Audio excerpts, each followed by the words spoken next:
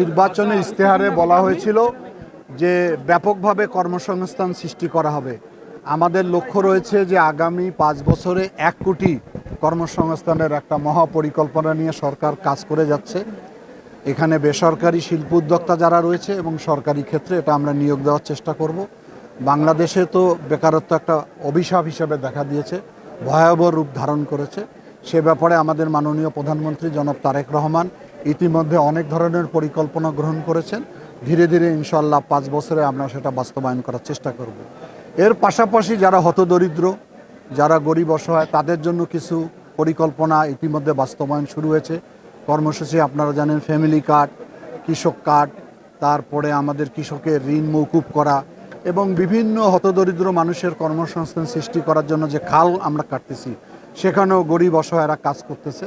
আমি আশা করি যে জনগণ যেহেতু বিএনপিকে ম্যান্ডেট দিয়েছে, এই ম্যান্ডেটের আলোকে 200-র বেশি সার্ভিস ও ফিচারে লেনদেনের সব বিকাশ অ্যাপে সম্ভব। আগামী দিনে একটি সমৃদ্ধশালী বাংলাদেশ গঠনের অভিপ্রায় আমরা এগিয়ে যাচ্ছি। জনগণের সহযোগিতা আমরা চাই। আমরা আশা করি এই বাংলাদেশ যে আকাঙ্ক্ষা নিয়ে স্বাধীনতা অর্জন করেছে, সে আকাঙ্ক্ষা ধীরে ধীরে বাস্তবায়িত হবে। এটা তো আপনারা জানেন যে এই আন্দোলনটা আমি দীর্ঘদিন করেছি। জাগোবাহে তিস্তা বাঁচাই, রংপুরের 2 কোটি মানুষ এই আন্দোলনের সঙ্গে সম্পৃক্ত ছিল। আমাদের সরকার ইতিমধ্যে বিভিন্ন দেশের সঙ্গে যোগাযোগ রেখেছে। সাম্প্রতিক সময় আমাদের পররাষ্ট্রমন্ত্রী চীন সফরে আছেন।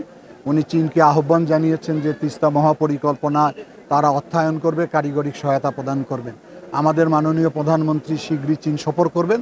আমি অত্যন্ত আশাবাদী যে এই জনগণের এই দাবির প্রতি জনগণ কর্তৃক নির্বাচিত সরকার অতি অল্প সময়ে কাজ শুরু করবে ইনশাআল্লাহ।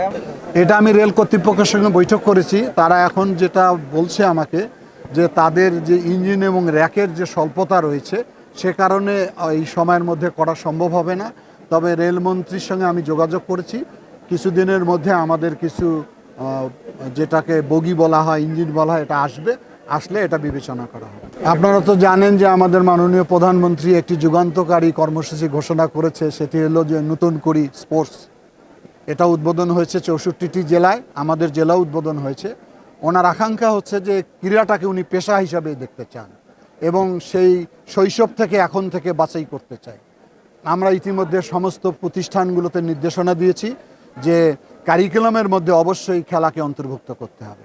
আমরা যে স্টেডিয়ামে দাঁড়িয়ে রয়েছি, 17 বছর এখানে কোনো খেলা হয়নি, যার জন্য এটি অবকাঠামোর দিক থেকে অনেক দুর্বল হয়েছে। সেটাকে আমরা সংস্কার করার চেষ্টা করব এবং ক্রীড়া মন্ত্রণালয়ের একটা কর্মসূচি রয়েছে, প্রত্যেকটা ইউনিয়নে 8 একর জমিতে আমরা খেলার মাঠ নির্মাণ করতে যাব। ইতিমধ্যে জেলা প্রশাসকদের চিঠি দেওয়া হয়েছে, ওনারা জায়গা বাছাই করতেছে। জায়গা বাছাই হলে আমরা সে কার্যক্রমে যাব। এর বাইরে প্রত্যেকটা উপজেলায় একটি করে মিনি স্টেডিয়াম নির্মাণ করা হবে।